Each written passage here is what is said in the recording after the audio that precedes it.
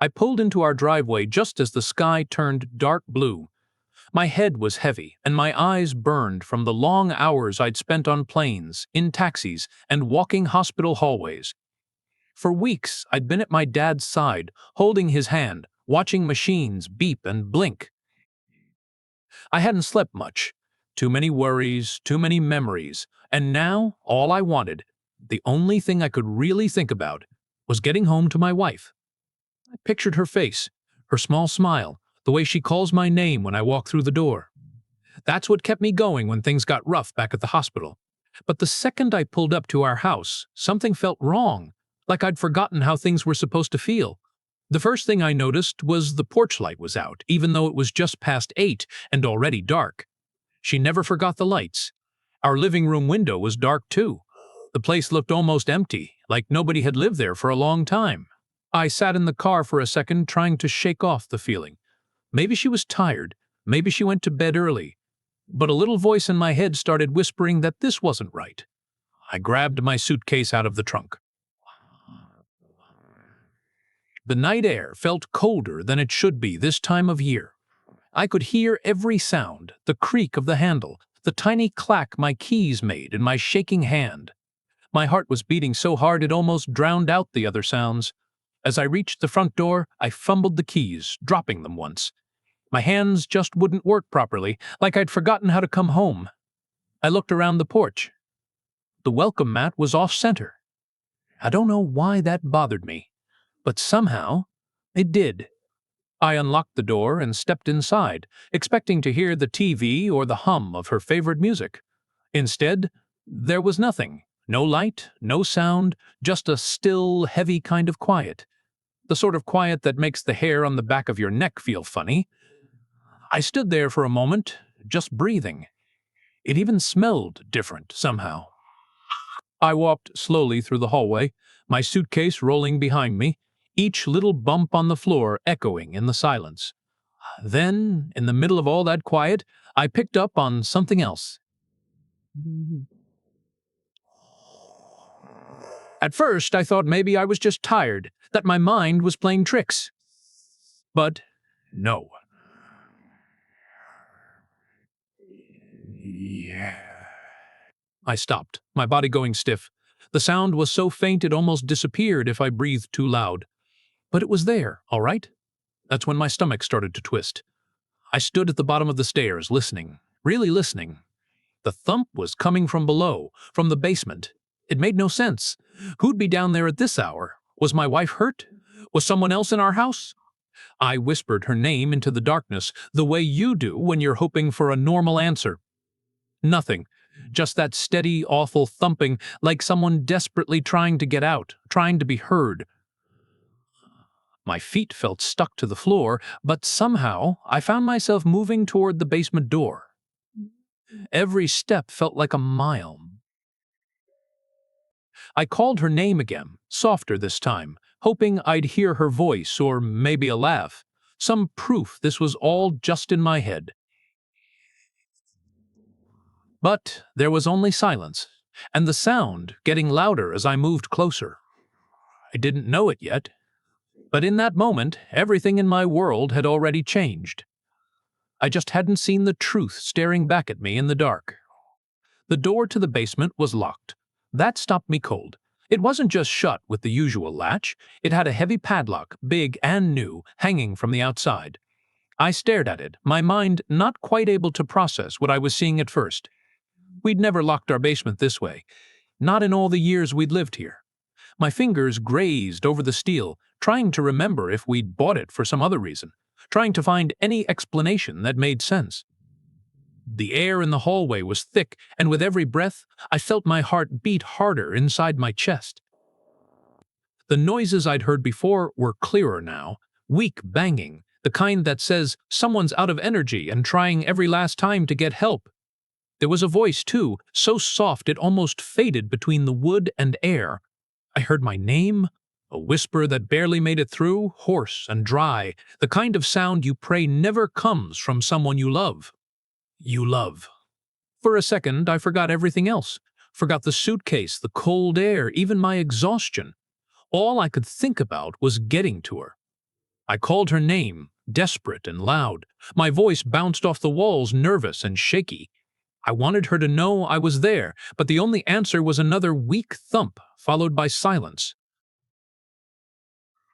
The smell coming from the door's edges hit me next.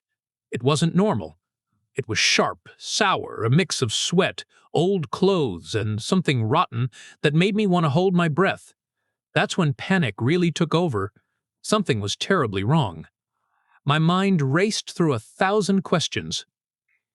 How long has this been going on? Who did this to her?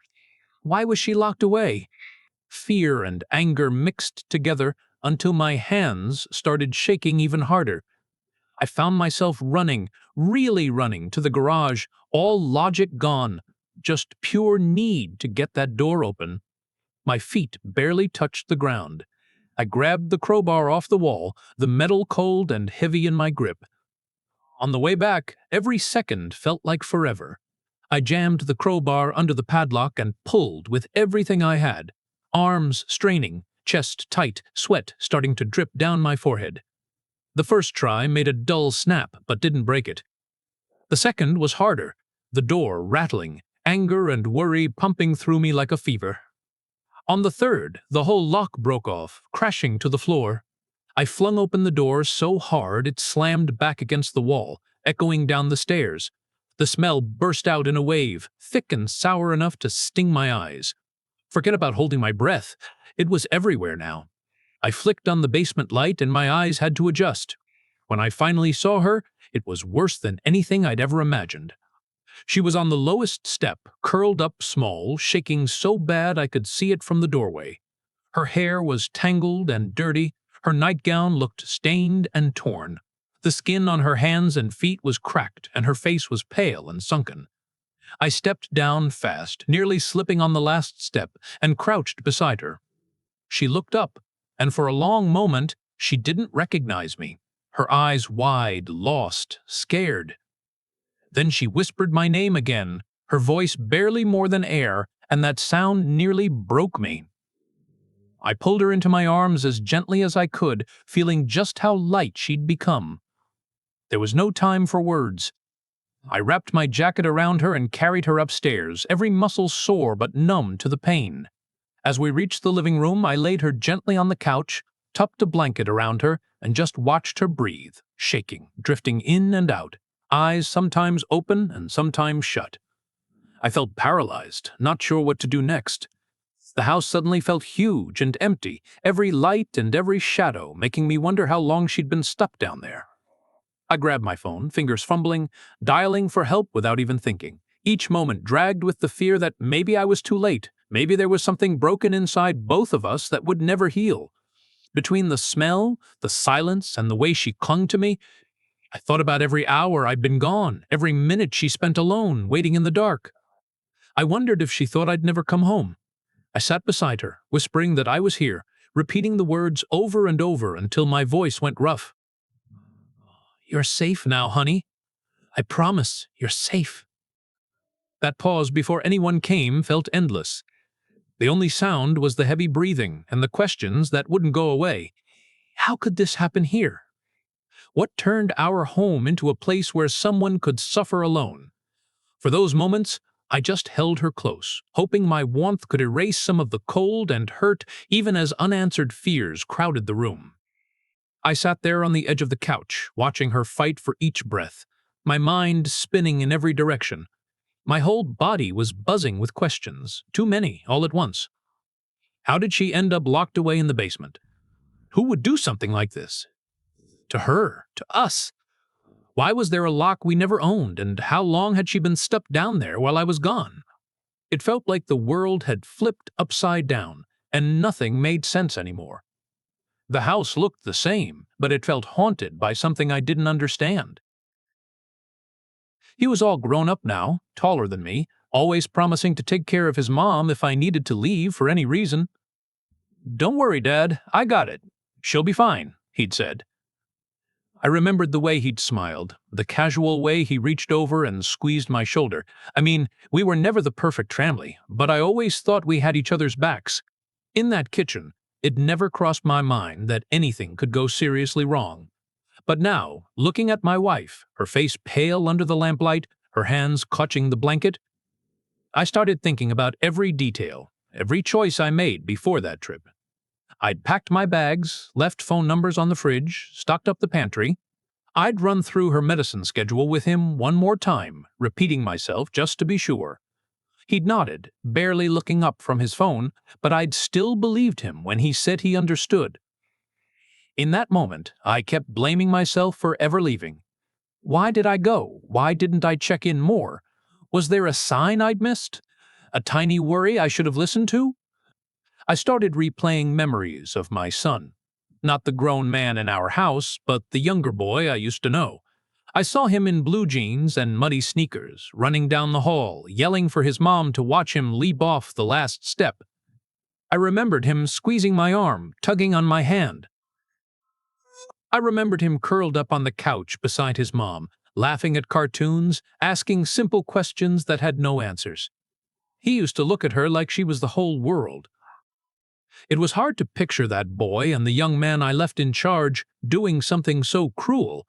I kept asking myself, where did things change? Was it after school, when friends grew distant? Was it when he lost his first job, when he seemed restless all the time, staying up late, eyes tired in the mornings? I racked my brain to find where the cracks started to show. Was he jealous of the way I cared for his mother? The time I spent by her side after she started getting sick? Was he angry with me for leaving him behind while I rushed off to my own father's hospital bed? Or was it something smaller, an argument we'd both forgotten, a resentment that built in silence while we tried to pretend everything was fine? Every answer seemed impossible, but the question wouldn't let go. How could he? I whispered to the empty room, my voice too quiet for anyone but myself. Part of me tried to make excuses for him. Maybe he had been scared. Maybe it was a mistake. Maybe he'd thought she'd be safe for just a little while and lost track of time. But the lock, the empty kitchen, the look in her eyes, all that made it hard to believe any of those stories. The phone buzzed on the table with missed calls from numbers I didn't recognize. I didn't answer. I was stuck holding two things at once: sadness so deep I couldn't find the bottom of it, and disbelief that felt tight and sharp in my chest. I kept thinking about his last words before I left. "Don't worry, Dad." I trusted him. I handed over everything. My peace of mind, my wife's safety, the key to our house, never once truly thinking twice. Was I blind, or too hopeful to see the warning signs? Maybe I just wanted to believe everything would be okay.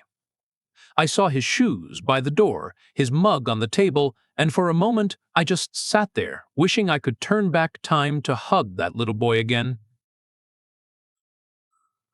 If I had a second chance, would I do things differently? Would I have seen the truth hiding behind those tired eyes? As I sat there, unable to move or speak, the silence in the house felt heavier than ever before. My wife stirred on the couch, and that brought me back to the moment, back to the mess I didn't know how to fix. The house, once full of laughter and simple joys, now felt like a place where trust had been broken, where love had turned into a question mark.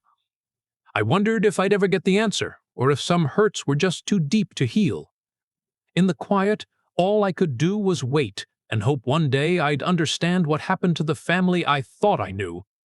The minutes after I found my wife moved both too fast and too slow. I held her on the couch, wrapping a blanket around her, feeling the cold even though the heater was on. She shivered and tried to curl up, her eyes meeting mine for a few seconds, then rolling away, lost and confused. I kept telling her over and over, "You're safe. I'm here. It's going to be okay." I don't know if it helped or if it was just as much for me as it was for her. Her skin was so pale, her hair sticking to her cheeks with sweat, her lips dry and cracked. I grabbed a glass of water, held it up for her, and watched as she struggled to take the smallest sips. Each movement looked like it took all the effort she had left. I shook as I dialed for help, punching in the numbers with fingers that barely worked. The phone rang so many times. I remember my voice on the line, wild and uneven, begging the dispatcher to send someone now. Saying my wife had been locked up, she was sick, that I didn't know what had happened or for how long. The woman on the other end kept me talking, told me not to leave her side. I could see her chest rise and fall, eyes blinking slowly, always slipping back into that empty space where nothing made sense. Not long after, the sounds of the sirens came sharp, bright, cutting through the windows and up the street. I let the first responders in, my hands shaking so badly I dropped the house keys on the floor. They talked quickly, asking questions, moving with practiced calm as I tried to fill them in. I stumbled over the words, barely able to say what happened. I told them I'd come home after weeks away, that my wife was locked in the basement, that our son was supposed to be here. That word, supposed, hurt more than I expected. None of this was supposed to happen. An ambulance crew rushed around her, checking her pulse, her breathing, her skin. They wrapped her up gently, talking to her in voices lower and softer than mine. I caught bits of what they said. Dehydrated, very weak, needs fluids. I reached for her hand, and she grabbed it as if that alone kept her tied here. Watching them load her onto the stretcher, I tried to swallow my fears for her, but they stuck in my throat, making it hard to breathe. When they rolled her out, a police officer stayed behind with me. He asked me to sit, to take a breath. His uniform, his notepad, it was all so official, so strange in our quiet living room full of old photos and worn-out furniture. I tried to explain what I'd walked into. The officer kept his face neutral, but I could see his eyes changing, little movements as the story sunk in. He asked questions about our family, about where our son was, when I'd last seen him, if there was anyone who'd want to hurt us. Every answer felt like I was stumbling through fog. I found myself mumbling about my trip, about trust, about the stupid lock I still held tight in my hand, jagged and cold. He asked for my son's name and number and if I'd tried to reach him. My heart pounding in my ear, I realized I hadn't called. Nothing. The police called from their own phone, serious, insistent. When there was no answer, a look passed between the two officers that made my blood freeze. The questions started to change. Who's the last person who saw your wife? Was there any trouble at home? Had I noticed anything missing, anything strange? It felt like the center of a storm, every corner hiding a secret I didn't know. I followed the police around the house as they started to look for clues. They walked the hallway slow, checked doors, asked about the lock, about our son's room. I noticed little things then. Shoes missing at the door, a jacket gone from the hook, his toothbrush not in the bathroom cup. The police collected everything they could, the broken lock, a mug with fingerprints, anything that might explain what happened. The kitchen felt empty, and everywhere I looked I saw reminders of how recent this all was. There was an open bag of chips, a coffee cup still half full, the TV remote sitting lopsided on the table. None of it matched the horror of what had happened in the basement. As they searched, I noticed our medicine box was missing. Weeks of pills gone, her name still on the label. The more I looked, the less this felt like my house and more like someone else's story. While all this spun around me, the officer kept asking about our family. Had things been normal? Did anyone seem upset, withdrawn? Did my son ever talk about trouble at work, money, school, friends? I tried to answer, but the more I thought back, the foggier everything felt. He asked if we had any arguments before I left. I shook my head, but then the memories slipped in, little fights, stress, worries about money, about my wife getting worse. I remembered the way my son had walked away from dinner early the night I packed, how he'd disappeared into his room and stayed behind a closed door. Things moved slowly, hours ticking by in that house, lights on, a cold draft sneaking in every time the door opened. A detective came later, asking me to tell the story 3 times in different ways, where I'd been, why I left, who knew I was leaving, who had keys to the house, what my wife's routine was. Each time I told the truth, each time it hurt a little more. Then the questions shifted to money bank accounts, credit cards, missing documents. The detective gently asked if I'd noticed any withdrawals, strange purchases, or if there were big changes in our savings while I'd been gone. My voice went quiet as I described what I saw, showing them my phone, feeling the ground slide away under my feet. That's when the family secrets really started to come undone. The police found papers in the kitchen, a laptop left open on the table, strange emails, messages about money, some documents with names I didn't know. It was like clues to a puzzle I'd never wanted to put together. As the hours rolled on, the storm outside grew louder, and inside, I understood less and less. Each question made me realize how little I'd really known about what was going on in my own house. The sun had started to rise by the time the police left, promising to call with any news. My wife was at the hospital, safe for now. The doctors and nurses doing what I couldn't. I was alone in a house that felt emptied out of trust, of light, of the comfort I always thought I'd find when I walked through the door. I stood there listening to the echo of my own steps, waiting for someone to tell me everything would be okay. But deep down, I knew the easy answers were gone, and the hardest questions were just beginning. Days passed, but nothing in the house felt the same. My wife was still in the hospital, and every time I visited, she seemed colder, smaller, slipping further from the woman I remembered. The doctors did what they could, and they told me it would take time, but what about the damage you can't see? There were times she looked straight through me, as if she was searching for someone else, or maybe just lost inside her own pain.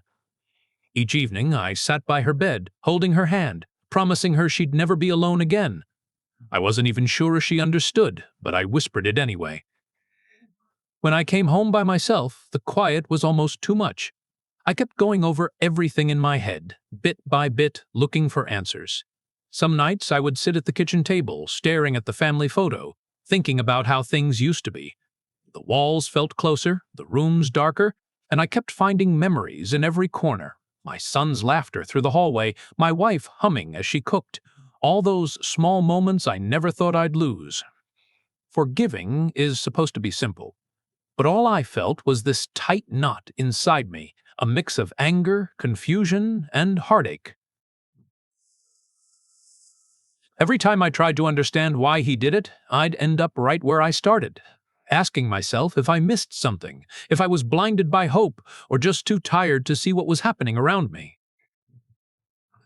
It was hard not to blame myself. How do you forgive your own child when trust is completely broken? How do you move forward when you can't forget? People keep asking me what I'll do next, if I'll ever let him back in, if we'll ever be a real family again. Truth is, I don't know. I want to believe things can heal, that family can be stronger than the worst mistakes, but the fear sticks with me. Fear that it could happen again, that you can never really know someone, even your own blood. How do you protect family when the danger comes from inside your own home? Maybe there's no perfect way. Maybe all you can do is hold on to the people you love, pay attention to the small things, and never stop asking the hard questions. If you're listening to this, I hope it's enough to remind you, trust is a gift. Take care of it. You never know how quickly it can break, or how hard it can be to get back. And in the end, maybe the only real answer is to just keep going, one small step at a time.